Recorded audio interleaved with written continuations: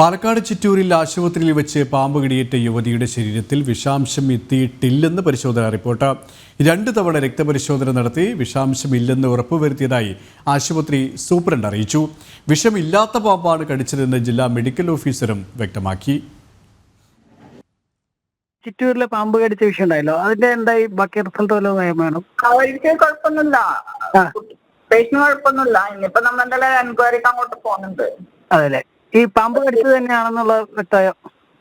പാമ്പ് കടിച്ചതാണെന്ന് അറിയില്ല. അത് ചൂലിന്റെ കമ്പ് കൊണ്ടതാണ്. വിഷമില്ലാത്ത പാമ്പാണ് എന്തായാലും. അതിനെ ഒബ്സർവ് ചെയ്തിട്ടുണ്ട് അവിടെ. അതല്ലേ, കടിച്ചാണെങ്കിൽ വിഷമില്ലാത്ത പാമ്പ് കഴിച്ചിരിക്കണല്ലേ? കേട്ടില്ല, എന്താണ്? കടിച്ചിരിക്കണ വിഷമില്ലാത്ത പാമ്പാണല്ലേ?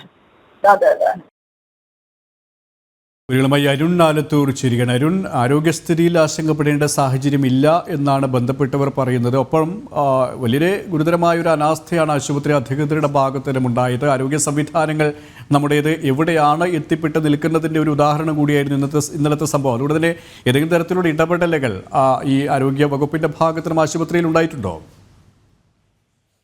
സുരേഷ്, ഈ സംഭവവുമായി ബന്ധപ്പെട്ട് ആരോഗ്യ വകുപ്പ് ഡയറക്ടർ ഉൾപ്പെടെ ഇന്നലെ പറഞ്ഞിരുന്നത് പാമ്പ് കടിച്ചിട്ടില്ല എന്നുള്ളതാണ്. ഇന്നേതായാലും ഒരു നിലപാട് മാറ്റി പാമ്പ് കടിച്ചിട്ടുണ്ട്, പക്ഷെ വിഷം അകത്ത് ചെന്നിട്ടില്ല എന്ന തരത്തിലാണ് പറയുന്നത്. യുവതിയുടെ ശരീരത്തിൽ വിഷാംശം എത്തിയിട്ടില്ലെന്ന് പരിശോധന റിപ്പോർട്ടും ലഭിച്ചിട്ടുണ്ടെന്ന് അവർ വ്യക്തമാക്കുന്നുണ്ട്. 2 തവണ രക്തപരിശോധന നടത്തി വിഷാംശം ഇല്ലെന്ന് ഉറപ്പുവരുത്തിയതായാണ് ആശുപത്രി സൂപ്രണ്ട് പറയുന്നത്.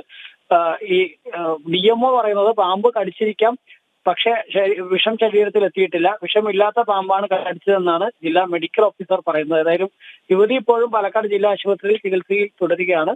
മറ്റ് ആരോഗ്യ പ്രശ്നങ്ങൾ ഇല്ലെങ്കിൽ ഇന്ന് തന്നെ ആശുപത്രി വിടും എന്നുള്ളതാണ് മനസ്സിലാക്കുന്നത്. അതേസമയം തന്നെ ഈ മന്ത്രി കൃഷ്ണൻകുട്ടി ഉൾപ്പെടെ ഇന്നലെ ആശുപത്രി സന്ദർശിക്കുകയും അവിടെ ഈ തരത്തിൽ കാട് പിടിച്ചു കിടക്കുന്ന അതെല്ലാം മാറ്റുന്നതിന് വേണ്ട നടപടികൾ ഉണ്ടാവുമെന്നായിരുന്നു അദ്ദേഹം എല്ലാം പ്രതികരിച്ചിരുന്നത്.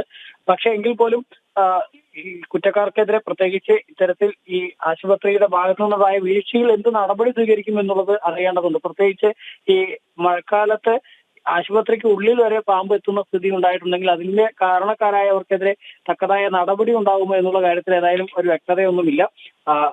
സൂപ്രണ്ട് DMO റിപ്പോർട്ട് എഴുതിയിട്ടുണ്ടായിരുന്നു. സൂപ്രണ്ട് ഇന്നലെ ഇതുമായി ബന്ധപ്പെട്ട റിപ്പോർട്ട് തയ്യാറാക്കി DMOക്ക് സമർപ്പിച്ചിട്ടുണ്ട്. DMO അത് പരിശോധിച്ച് മറ്റ് നടപടികൾ സ്വീകരിക്കുമെന്നുള്ളതാണ് നിലവിൽ പറഞ്ഞിട്ടുള്ളത്. പാമ്പ് ഏതായാലും കടിച്ചിട്ടില്ല എന്നുള്ളത്, അല്ലെങ്കിൽ പാമ്പിന്റെ വിഷാംശം യുവതിയുടെ ശരീരത്തിൽ ഇല്ല എന്നുള്ളത് വലിയൊരു ആശ്വാസകരമായ കാര്യമാണ്.